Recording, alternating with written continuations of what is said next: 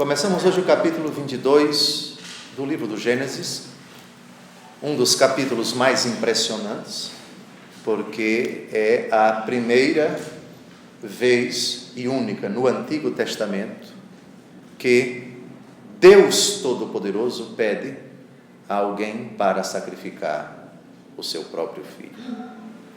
Eu disse no Antigo Testamento, porque no Novo Testamento nós temos alguém que não poupou o seu próprio filho e o enviou para que ele por nós morresse na cruz. E nesse sentido, Isaac será símbolo de nosso Senhor Jesus Cristo, Abraão será símbolo de Deus Pai. É um capítulo comovente, é um capítulo sofrido. Deus Todo-Poderoso nos pede algo que à luz da nossa razão, por vezes pede algo que à luz da nossa razão parece-nos absurdo, mas a lógica de Deus não é a nossa. Trata-se de um pedido extremamente duro que Deus Todo-Poderoso formula a Abraão e que ele demonstra obedecendo a Deus, prontamente atende à ordem de Deus, mas na hora decisiva ele não imola o seu filho, e a coroação desse capítulo é extremamente importante. Esse capítulo foi objeto de muitas reflexões, milhares e milhares, eu diria milhões e milhões, porque estamos há 2000 anos de nosso Senhor Jesus Cristo, de homilias, sermões, pregações, escritos, e é um texto absolutamente inesgotável. Peço então muita atenção nesse estudo do capítulo 22. Vamos ao versículo 1. Depois disso, Deus provou a Abraão e disse-lhe: Abraão, eis-me aqui. Respondeu ele. Depois disso o quê? Depois dos acontecimentos narrados no capítulo 21.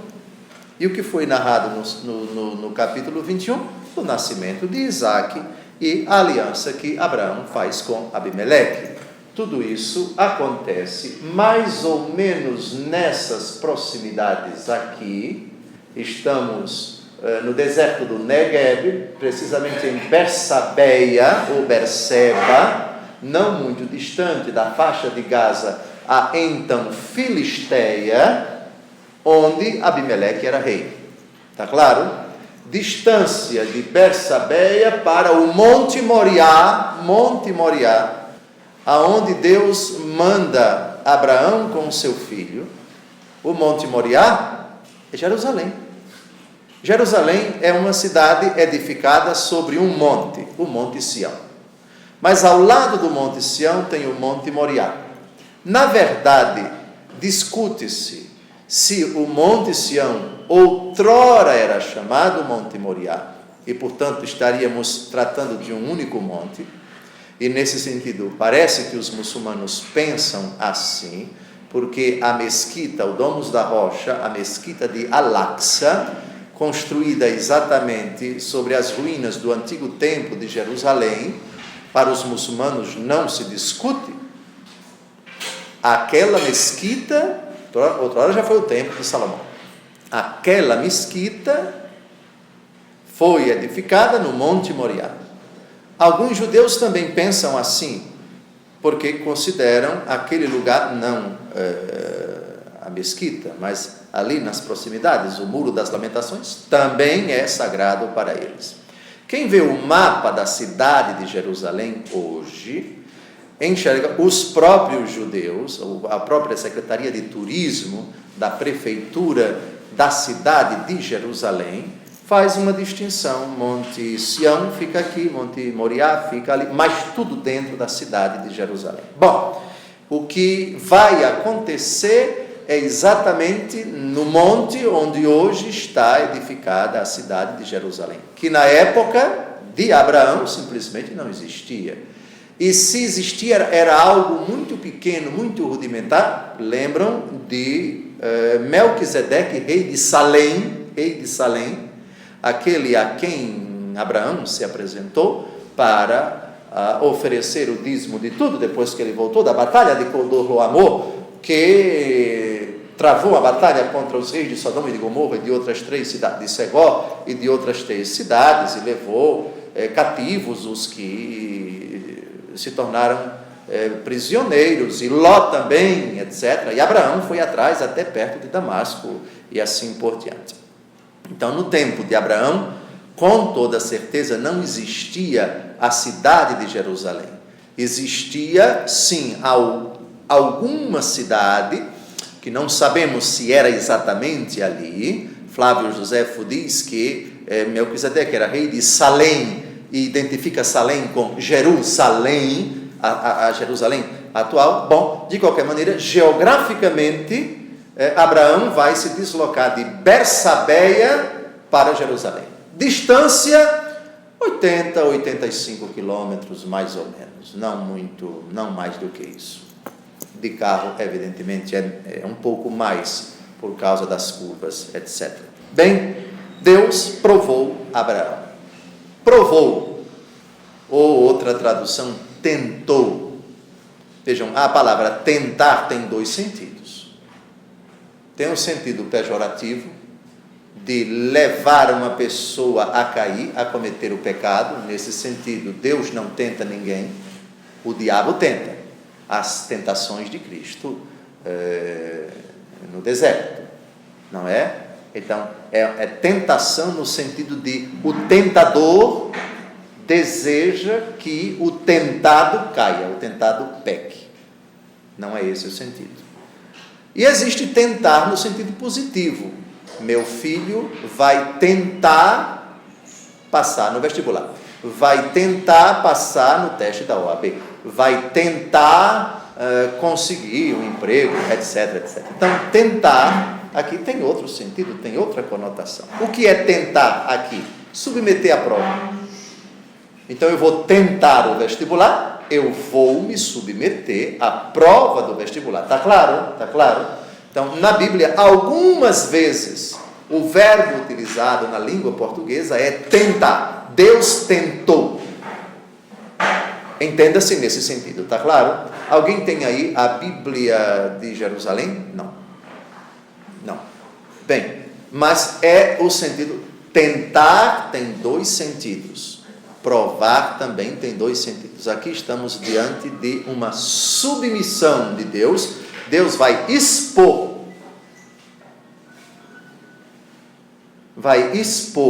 Abraão à prova. Muito bem. Na verdade, essa não é a primeira prova a que se submete Abraão. Como já vimos, Abraão se submeteu já a tremendas provas. Qual foi a primeira prova a que se submeteu Abraão? Deixa a tua terra, a tua casa, a tua parentela, e vai para onde eu te indicar. Não é fácil para um homem que está estabilizado em Ur da Caldeia, um homem rico, um homem poderoso, um homem com muitos bens materiais, muitos escravos, muitos recursos, e partir para uma terra distante.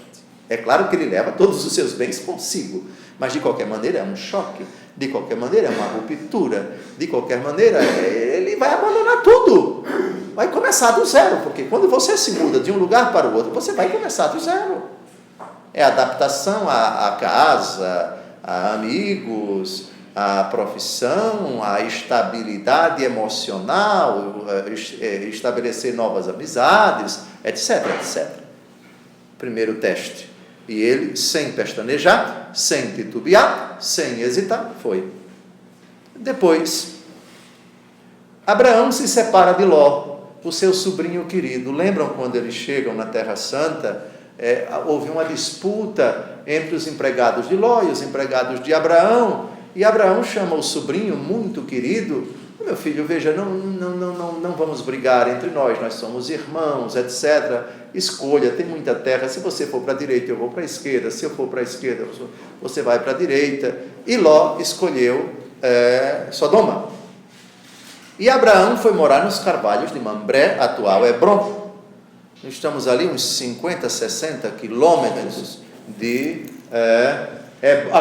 Aqui está Hebron, olha aqui. E Sodoma está aqui. De qualquer maneira, foi um choque, foi uma ruptura. Meu sobrinho querido vai morar longe, mas é o jeito, porque ele tem que cuidar do rebanho dele, da família dele, do povo dele, das filhas dele, etc. Tem que cuidar do meu povo. Outra prova tremenda, já citei aqui a guerra que ele precisou estabelecer com Codorlaomer, que levou o seu sobrinho escravo. Abraão, então, reúne 318 homens e vai no encalço do rei Codorlaomer, vence a batalha, traz o sobrinho de volta, etc, etc. Um outro choque, um outro baque muito grande, que certamente deve ter deixado Abraão muito impressionado, muito sofrido, foi a destruição de Sodoma. Teria Abraão tido a notícia de que o seu sobrinho Ló tinha escapado? Não sabemos. Porque depois da destruição de Sodoma e de Gomorra, não é dito na Escritura que os dois voltaram a se encontrar. O fato é que Ló vai para Segó, e depois vai morar numa caverna no deserto de Engade. Lá acontece o episódio do incesto. As suas duas filhas fazem sexo com o pai engravida. Que pai engravida? As filhas engravidam e uma dá à luz um filho chamado de Edom e a outra dá à luz um filho que chama de Amon, o pai dos edomitas, o pai dos amonitas. Teria Abraão sabido dessa história? Teria ele ficado constrangido porque o pai embriagado teria feito sexo com as filhas, o que seria constrangedor para Abraão? Não sei. Abraão sofrido. Outra prova a que se submeteu Abraão, lembram quando Sara entregou a escrava Agar a Abraão para que ele dormisse com ela e ela gerasse um filho de Abraão, como se fosse de Sara? Pois bem, depois que Agar concebe, ela passa a debochar de sua patroa. Abraão então sabe da notícia, Sara reclama a Abraão e Abraão diz: faça dela o que você quiser. E ela maltrata tanto a mulher que ela foge. Isso deve ter trazido muito sofrimento para Abraão, porque afinal de contas, ela era a mãe do filho seu, Ismael, e agora o seu único filho vai ser expulso. Isso deve ter trazido muito sofrimento para Abraão. Mas desgraça pouca é bobagem.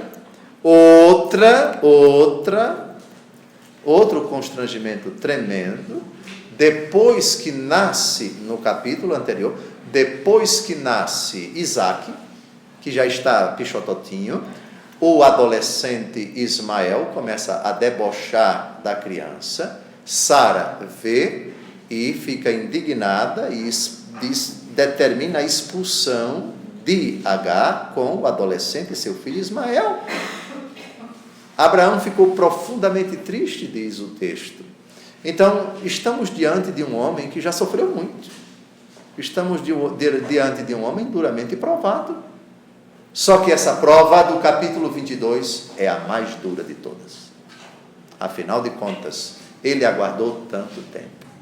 Deus Todo-Poderoso disse lá em Ur da Caldeia que ele seria o pai de uma grande nação. Claro que Ismael era o seu único filho, o seu primeiro filho, mas, como diz a carta de São Paulo aos Gálatas, filho da escrava, segundo a carne.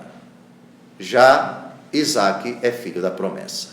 A promessa de Deus não recai sobre Ismael.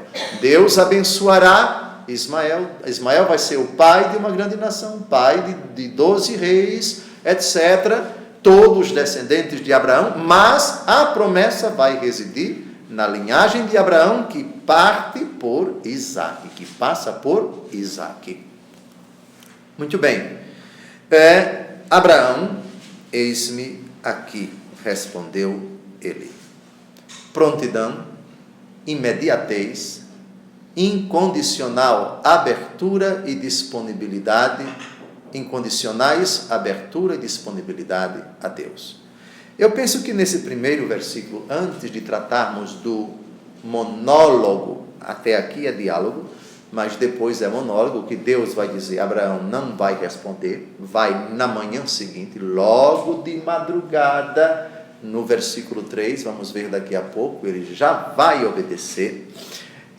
Precisamos ver 4 textos do Novo Testamento sobre esse fato, sobre esse acontecimento, porque nós somos cristãos, porque o Antigo Testamento, para os cristãos, deve ser lido à luz de Jesus Cristo. Então, o que nosso Senhor Jesus Cristo disse sobre esses fatos, especificamente mediante os apóstolos, os evangelistas. Convido vocês a abrir a carta aos Hebreus, capítulo 11, versículos de 17 a 19. Foi pela sua fé que Abraão, submetido à prova, ofereceu Isaque, seu único filho, depois de ter recebido a promessa e ouvido as palavras, uma posteridade com o teu nome te será dada em Isaque. Agora vejam que coisa impressionante. O autor da carta aos Hebreus vai dizer que mesmo sofrido Abraão, porque ele aceitou, porque ele concordou, porque ele já acreditava em alguma coisa que só nosso Senhor Jesus Cristo vem revelar com sua própria ressurreição, verdade que só vai ser amadurecida na fé de Israel tardiamente, mais ou menos ali na época do profeta Daniel, 1º e 2º Macabeus, etc., a fé na ressurreição, 1800 anos antes de Cristo. O que diz a carta aos Hebreus sobre a fé de Abraão na vida eterna? Versículo 19. Estava ciente de que Deus é poderoso até para ressuscitar alguém dentre os mortos. Assim, ele conseguiu que seu filho lhe fosse devolvido. E isso é um ensinamento para nós. Impressionante. O Antigo Testamento não fala isso, não enxerga essa verdade. É preciso esperar nosso Senhor Jesus Cristo, a igreja, fazer essa análise, essa reflexão. Ele, ao prontamente atender ao pedido de Deus, já acreditava na ressurreição. Talvez essa realidade não era muito clara para ele. Bom, se Deus pediu para eu sacrificar o meu filho, Ele é o Senhor da vida, e quem tira, devolve. Lembram do que foi que Jó disse quando soube da notícia da morte dos filhos? O Senhor deu, o Senhor tirou. Bendito seja o nome do Senhor. Só que Abraão, à luz da carta aos Hebreus, vai dizer mais. Porque em Jó, o Senhor deu a vida terrena, o Senhor tirou. Só que Jó não fala que o Senhor vai restituir a vida eterna. É claro que nosso Senhor Jesus Cristo vai restituir para a vida terrena. Lembram da ressurreição de Lázaro? Lázaro ressuscitou para morrer. Lembram do filho da viúva de Naim? Ressuscitou para morrer. Lembram da Talita Cum? Menina, eu te ordeno, levanta-te. O Senhor a ressuscitou para ela morrer. Mas a ressurreição para a vida eterna, Jó não tem essa convicção, mas Abraão já tinha. Outra passagem muito importante ainda da carta aos Hebreus, da carta de São Tiago, vamos a São Tiago, capítulo 2, de 21 a 23, 2 páginas depois, na Bíblia Ave Maria. Tiago, capítulo 2, de 21 a 23. Um texto também de grande significado para o estudo desse capítulo 22.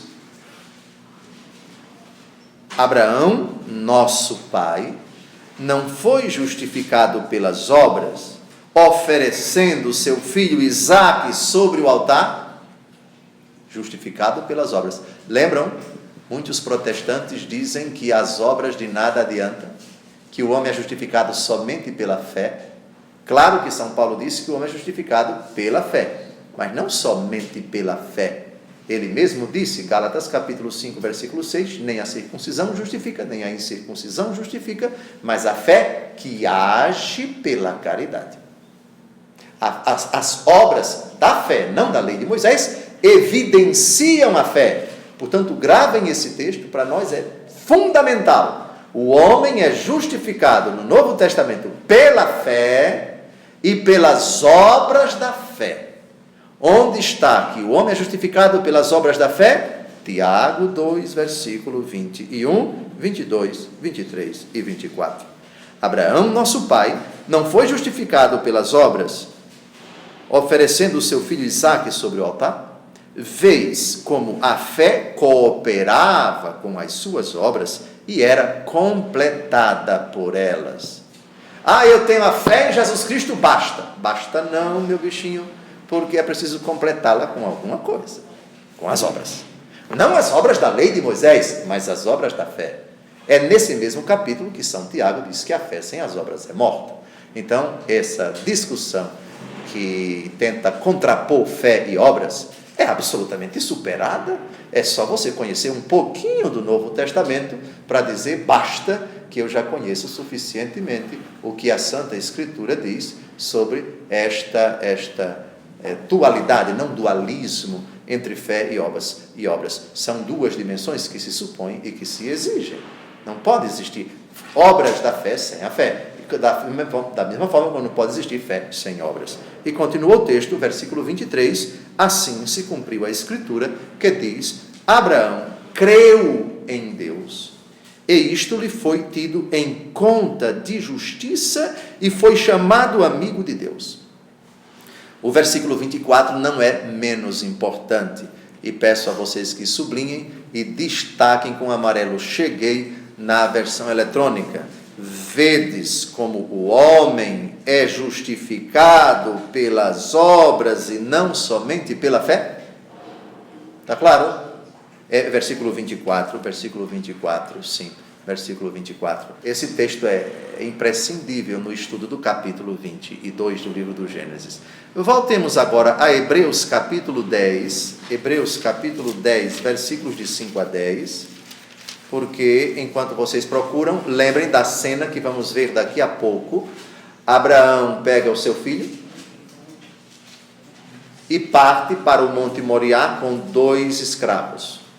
Quando eles chegam no pé do monte, Abraão diz, vocês 2 fiquem aqui que eu vou subir com meu filho sozinho. Nós vamos adorar a Deus, vamos rezar e depois a gente volta. E o que é que Abraão faz? Coloca os feixes, os gravetos que ele havia levado para acender a fogueira, nos ombros do filho. Pergunta, por que Abraão fez isso? Seria ele uma pessoa idosa que não tinha mais condições de carregar?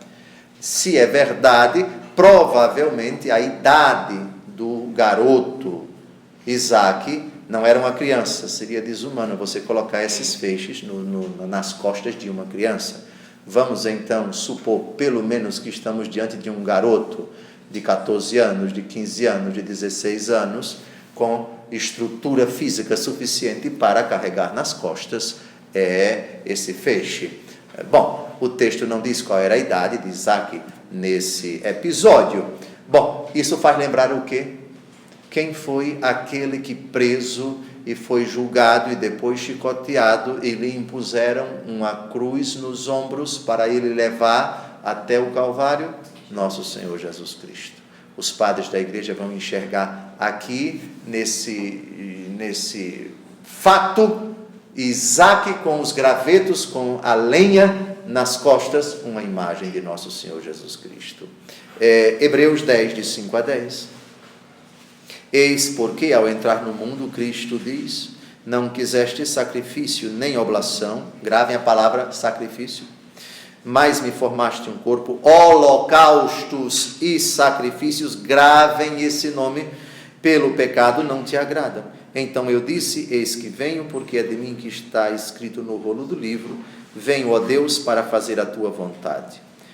Disse primeiro, tu não quiseste, tu não recebeste com agrado os sacrifícios, nem as ofertas, nem os holocaustos, nem as vítimas pelo pecado, quer dizer, as imolações legais. Em seguida, ajuntou, eis que venho para fazer a tua vontade. Assim, aboliu o antigo regime e estabeleceu uma nova economia. Foi em virtude desta vontade de Deus que temos sido santificados uma vez para sempre, pela oblação do corpo de Cristo. É o paralelo que é inevitável fazer, afinal de contas, todos os eventos do Antigo Testamento são figura de realidades que vão se cumprir plenamente no Novo Testamento. Sem dúvida alguma, Abraão aqui é símbolo de Deus Pai, Isaque é símbolo de nosso Senhor Jesus Cristo, os gravetos são símbolo da cruz, e vamos ver lá no final, depois que o Senhor diz: Abraão, não faça isso, agora eu sei que você acredita que você me é fiel, e eles olharam e viram um cordeiro ali. Esse cordeiro é símbolo de Cristo. O texto que acabamos de ouvir já diz isto. O famoso texto, vamos agora a João capítulo 3, versículo 6. João capítulo 3, versículo 16, versículo 16, um texto célebre. João 3, 16, é uma frase célebre de nosso Senhor Jesus Cristo. Abraão é a imagem de Deus Pai. Se Abraão não poupou o seu filho, é pelo amor infinito dele e também da sua obediência a Deus Pai. O gesto de Abraão nos faz lembrar o grande amor de Deus pelos homens, que não poupou o seu único filho. Eu penso que esse texto que todos vocês sabem de cor, poderia ser lido em voz alta.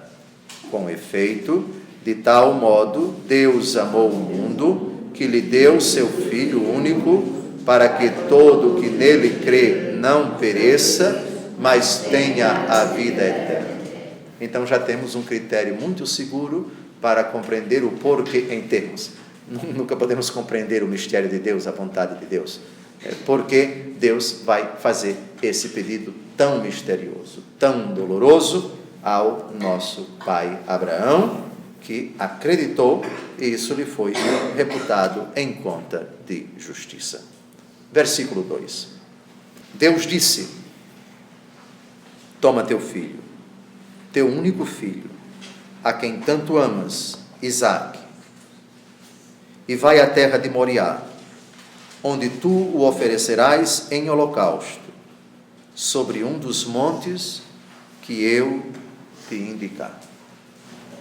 Terra de Moriá, um dos montes. Lembra que eu já disse ainda há pouco que a cidade de Jerusalém tem vários montes? Aliás, a cidade de Roma, lembram quando estudamos o Apocalipse? Quantos montes a cidade de Roma? 7 montes. Jerusalém tem vários montes, a cidade de Jerusalém hoje. Então, ela se chamava, no tempo de Abraão, de Terra de Moriá, 80 quilômetros de onde Abraão estava morando. Vamos provar na Bíblia que a terra de Moriá, o monte Moriá, situa-se na atual cidade de Jerusalém. Segundo livro das Crônicas, capítulo 3, versículo 1, Salomão começou a construção do templo do Senhor em Jerusalém, no Monte Moriá, para isso designado por Davi seu pai, no mesmo lugar que Davi preparara na eira de Ornã o Jebuseu. O texto não deixa dúvidas. Por isso Jerusalém é tão importante para as 3 religiões monoteístas que reconhecem Abraão como o seu pai. Os muçulmanos acreditam que Abraão subiu ao céu da Mesquita da Rocha, ali naquele lugar. Muito bem, respeitamos essa convicção. O texto não diz isto, o texto fala da morte, a Escritura fala da morte de Abraão, que ele foi sepultado, etc. O que nós acreditamos para a bem-aventurada Virgem Maria, que ela foi assunta ao céu, os muçulmanos acreditam que Abraão também subiu ao céu, assunto glorioso se encontra no céu. Muito bem, então já situamos a terra de Moriá. Moriá, que significa? Qual é a etimologia da palavra Moriá? Região alta. Vem de 3 raízes, de 3 palavras: men, lugar, men em hebraico, lugar, raar, ver, e yar, que é a abreviação de Yahvé. Então nós temos lugar, Vê e Javé. Então é o monte visto por Javé, ou então o fato do sacrifício que foi visto por Javé. Isto é, na hora em que Abraão levanta o cutelo, o punhal, Abraão, não faça isso, etc, etc. Então, esse é o sentido, a etimologia da palavra Moriá. Voltemos para Gênesis capítulo 22. E agora vamos analisar o conteúdo da ordem. O conteúdo da ordem. Qual é a frase do Senhor Deus no Novo Testamento, no episódio tanto do batismo do Senhor quanto da transfiguração, que faz lembrar, qual é a frase de Deus Todo-Poderoso a respeito de Jesus, que faz lembrar esse versículo 2, toma teu filho, teu único filho a quem tanto amas, Isaque. Este é o meu filho muito amado, em quem eu deposito toda a minha afeição. Ouvi-o. Meu filho muito amado. Aqui o Senhor Deus diz, a quem tanto amas. Eu penso que nessa hora foi particularmente doloroso para Abraão ouvir isto. Teu único filho. Jesus é filho único do Pai. Filho unigênito do Pai. Único filho do Pai. E o Pai não poupou o seu filho, por amor. Um mistério insondável que ultrapassa a nossa razão. O texto já foi lido. Tanto Deus amou o mundo que enviou o seu filho para que todo que nele crê não pereça. As palavras não traduzem. Ao dizer tanto Deus, tanto é um advérbio de quantidade. O tanto, nós não temos a ideia do tanto, porque Deus é abismo de misericórdia, Deus é abismo de amor. Quem pode medir o abismo? Quem pode medir o incomensurável, que por definição não é medido? O que significa incomensurável? Que não se mede. Como é que nós podemos medir o amor de Deus? Então, o nosso pobre instrumental linguístico utiliza tanto Deus amou o mundo. Só que tanto não diz tanto. Porque ao dizer tanto, foi tanto, quando a gente fala isso na convivência humana, a gente pode até dizer, mas foi tanta gente para o estádio Mané Garrincha. Quantas pessoas? Bom, olha lá, o máximo são tantas pessoas sentadas. Você pode até imaginar, supor, só que com Deus não. Por isso, tanto Deus amou o mundo, diz muito e não diz nada, mas é o máximo que nós podemos dizer, porque nós somos limitados, porque nós não conseguimos sondar, perscrutar o abismo da misericórdia, da ciência, do amor de Deus, como diz São Paulo em Romanos de 9 a 11. Bem, agora, o impressionante, e convém que vocês internautas fiquem chocados, porque Deus vai pedir para Abraão sacrificar o seu filho. E por outro lado, em várias situações da Bíblia, o sacrifício humano é um crime. É algo inominável, é detestável, é proibido. Ô Dom José, o que o senhor está dizendo? O senhor está dizendo que aquilo que Deus manda Abraão fazer, o mesmo Deus proíbe para os outros fazerem? Exatamente. Só que quando Deus manda é num sentido e quando Deus proíbe é em outro sentido. Vamos ver agora alguns textos de sacrifícios humanos. Pessoas matando os seus próprios filhos. Vamos começar pelo livro do Levítico, capítulo 18, versículo 21. Uma proibição contundente, radical, categórica, não há exceção para isso. Um dos deuses dos povos vizinhos a Israel era chamado de Moloque, e vejamos, era uma prática das pessoas que adoravam esse Deus sacrificar os filhos para obter graças. Não, Deus quer que eu faça um grande sacrifício, então eu não vou poupar o meu filho para que ele me livre daquilo, para que ele me consiga tal graça, etc. Mas que absurdo isso! É absurdo segundo os nossos critérios, mas não segundo os critérios deles naquela época. Absurdo também para a fé de Israel. Não darás nenhum de teus filhos para ser sacrificado a Moloque, e não profanarás o nome de teu Deus. Eu sou o Senhor.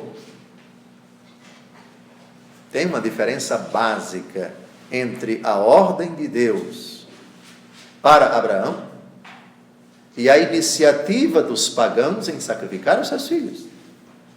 Primeiro, mitologia de um lado e a fé verdadeira do outro.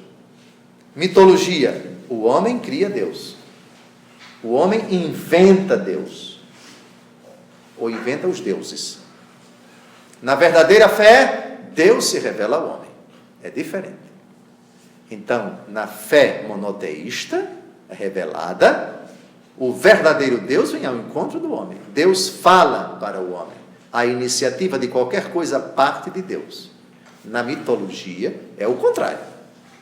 Portanto, a decisão de sacrificar os filhos não veio de Moloque coisa nenhuma. Homens inventaram essa ideia e transmitiram isso, que agradava a Moloque fazer isso. A segunda coisa é que o sacrifício que Deus pede que Abraão realize é um sacrifício que já sabemos pelo relato. Deus não quer que Abraão chegue às vias de fato, mas submete Abraão à prova. Portanto, rigorosamente falando, o que Deus quer não é a morte de Isaque. Quer que se evidencie ele que já sabe a fé de Abraão. Na verdade, Deus quer que Abraão tome consciência da fé que ele possui, que até hoje nunca tinha sido posta à prova de forma tão dramática. Portanto, não existe isso de dizer, eu sou Deus, eu não sei bem se Abraão acredita em mim e me é fiel. Puxa, que dúvida cruel, ser ou não ser, eis a questão. Não confunda nosso Senhor Jesus Cristo com William Shakespeare, ser ou não ser, etc., como se ele soubesse, será que ele é ou não é? Eu vou fazer uma prova para eu me certificar. Não, isso é blasfêmia. Claro que Deus já sabe da fé de Abraão. Vamos ver daqui a pouco a frase extremamente importante. Vamos primeiro explicar aqui os sacrifícios humanos, de que agora eu sei que você me é fiel, que você me obedece. O que significa o agora eu sei? Em Deus, não significa que antes ele não sabia. Quando você diz agora eu sei, não significa dizer que antes você não sabia. O professor, que sabe da inteligência do aluno, e faz a pergunta para ele, por que precisa fazer? Porque é prova oral. Não sei se faz hoje, mas prova oral no meu tempo fazia. Era arguição triste. Não era de escrever, não, era prova oral. Era bateu, levou, e na frente de todo mundo. Era na frente de todo mundo. Só que o professor conhece a inteligência do fulano, mas ele precisa fazer, porque tem que submetê-lo à prova na presença dos outros e tal. E ele sabe já qual é a resposta. Faz a pergunta, o menino responde na bucha, agora eu sei. Não significa dizer que antes não sabia. Eu conheço esse menino, eu sei que ele sabe. Eu já sabia que ele responderia dessa forma, porque eu conheço o gado que eu crio, não é? Então, é nessa perspectiva. Mas, e disso vamos tratar mais para frente. Essas explicações vão ser dadas pelos padres da igreja, mas é já no finalzinho do relato. Voltemos, então, agora a Levítico capítulo 20, de 2 a 3. Ainda estamos a meditar, ainda estamos a estudar os sacrifícios humanos proibidos por Deus. Levítico capítulo 20, de 2 a 3. Todo israelita ou estrangeiro que habita em Israel e que sacrificar um de seus filhos a Moloque será punido de morte. O povo da terra o apedrejará. Eu voltarei o meu rosto contra ele e o cortarei do meio de seu povo, porque manchou o meu santuário e profanou o meu santo nome, dando um de seus filhos a Moloque. Se o povo da terra não se importar por esse homem ter dado um de seus filhos a Moloque, e se não o matar, eu voltarei meu rosto contra ele, contra a sua família, e o cortarei do meio de seu povo com todos aqueles que se prostituem com ele, como ele, prestando culto a Moloque. Essa impiedade, infelizmente, não deixou de ser praticada, mesmo com essa proibição tremenda, pelo rei de Moabe. Quem é Moabe? Moabe é um sobrinho neto de Abraão, porque filho de Ló. Ló, sobrinho de Abraão. Lembram quais os nomes dos dois filhos de Ló? Edom e Moabe.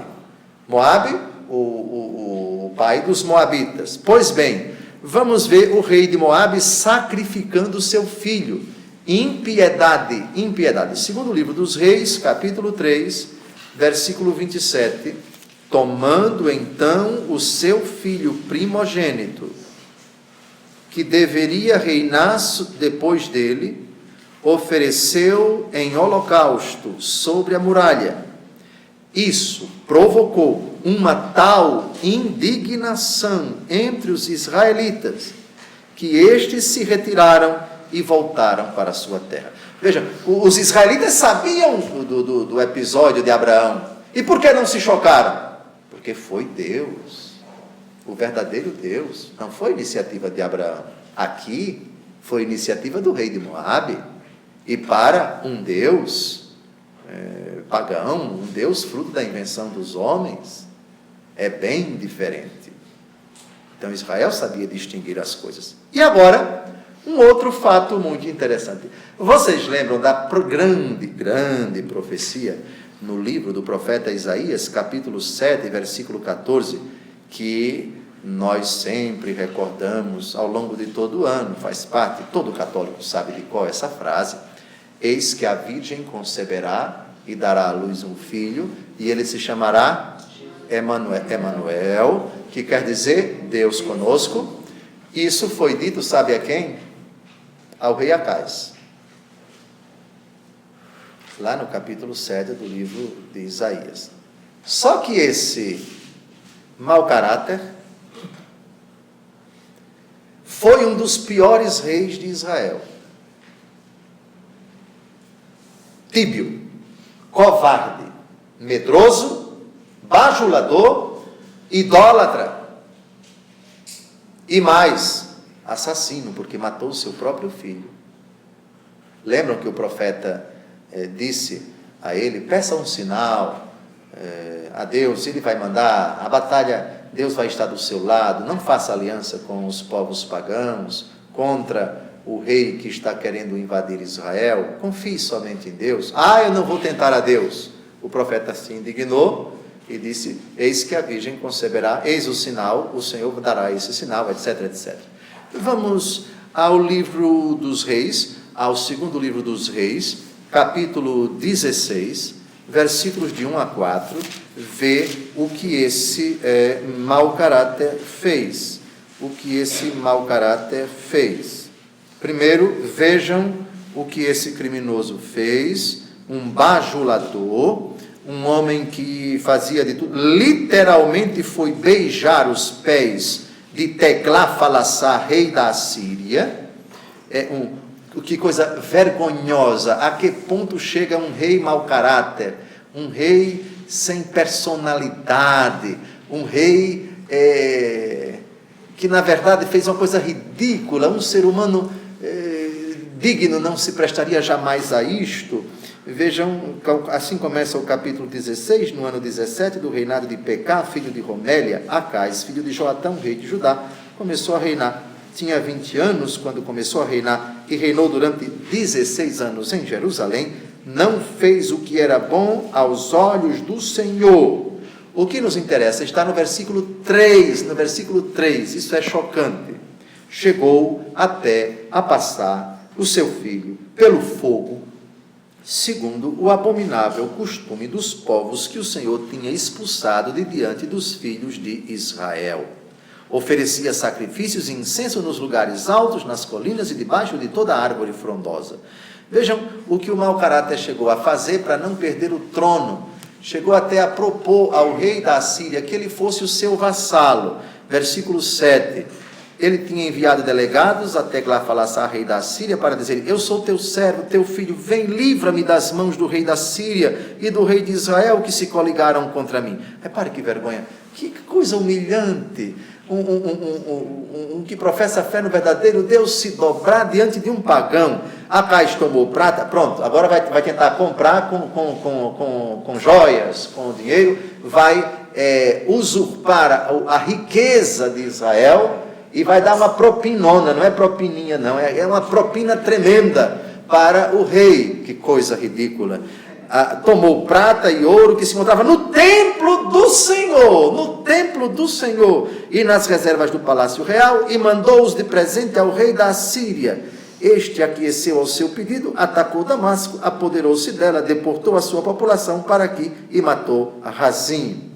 E o rei Acais vai a Damasco, diz o versículo 10, para se entrevistar com o rei, não é? E aí outras humilhações acontecem lá, algo verdadeiramente humilhante e vergonhoso, e o fim desse infeliz foi um dos piores da história de Israel. Pois bem, esse é o rei a quem o profeta diz que a virgem conceberá e dará à luz um filho.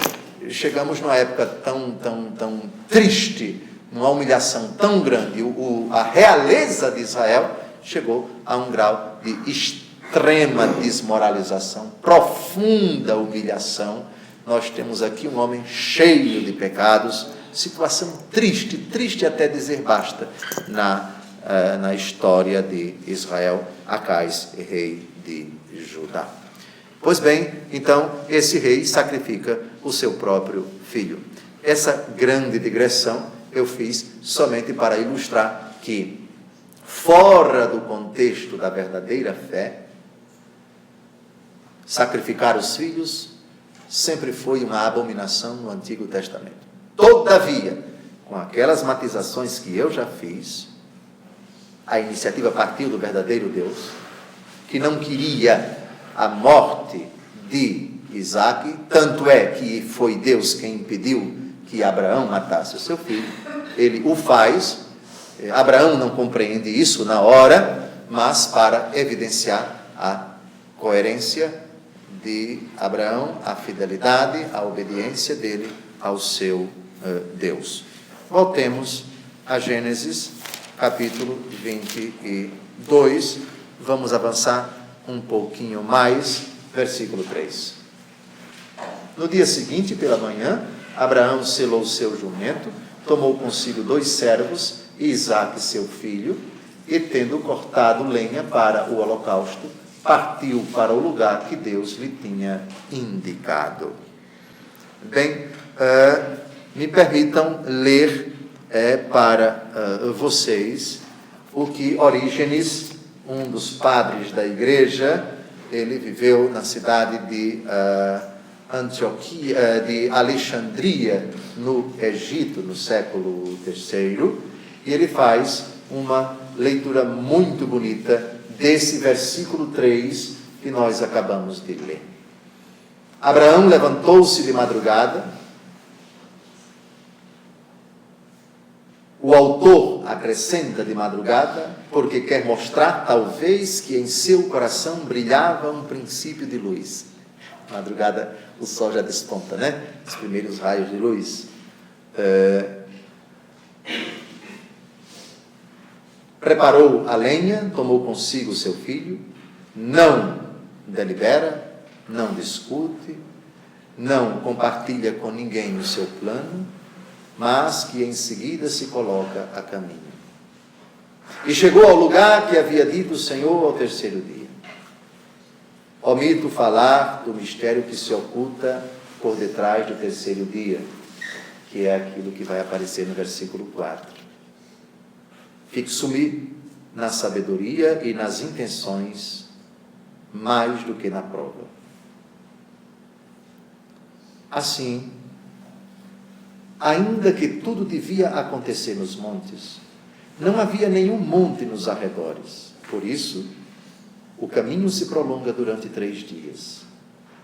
E no transcurso deste trido, as entranhas do pai se veem atormentadas por preocupações recorrentes, de modo que durante todo este longo trajeto, o pai olhava o seu filho e comia com ele, e durante as noites, o menino era acolhido no seu regaço, e ele o apertava contra o seu peito e repousava em seu regaço. Considera até onde chega a prova. É claro que tem muito mais aqui, eu não vou me estender. Vocês terão até oportunidade de ter esse texto, se vocês quiserem, mas a leitura que Orígenes faz é nas entrelinhas, porque do versículo 3, reparem, já passa para o versículo 4, ele já chega, não descreve o que aconteceu nesses 3 dias, mas nós podemos imaginar, nós podemos supor que Abraão, selando o seu jumento, quanta dor, mas meu Deus do céu, o que é que eu estou a fazer? Mas é o meu Deus quem pede, a ordem é dele, não se discute. Abraão não contesta, Abraão não tenta comutar, Abraão não tenta barganhar, como aliás ele tentou com relação a Sodoma. Lembram? Ele rezando a Deus e pedindo, Senhor, não fique irritado, etc. E se houver 45 justos? E se houver 40? Não, se houver 40 não. E se houver 30? Tá bem, Senhor, se houver 30. E se houver 20? E vai baixando até chegar a 10. Ele insiste, tenta a todo custo alterar o curso da história. Aqui, ele não faz isto. Pega os servos, alguns padres da igreja viram nesses servos o bom ladrão de um lado e o outro o mau ladrão, e Jesus Cristo no meio. Bom, é uma leitura alegórica, enfim. E seu filho, e tendo cortado a lenha para o holocausto, partiu para o lugar que Deus lhe tinha indicado. É um texto muito sóbrio, que fala de um momento e de momentos extremamente dolorosos.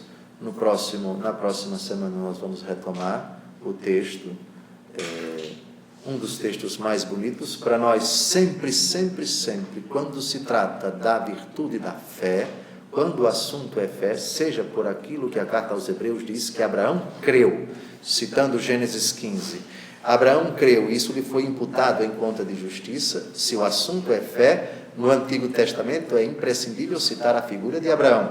No Novo Testamento, bem-aventurado és tu que creste, porque hão de se cumprir as coisas que da parte do Senhor te foram ditas, Nossa Senhora.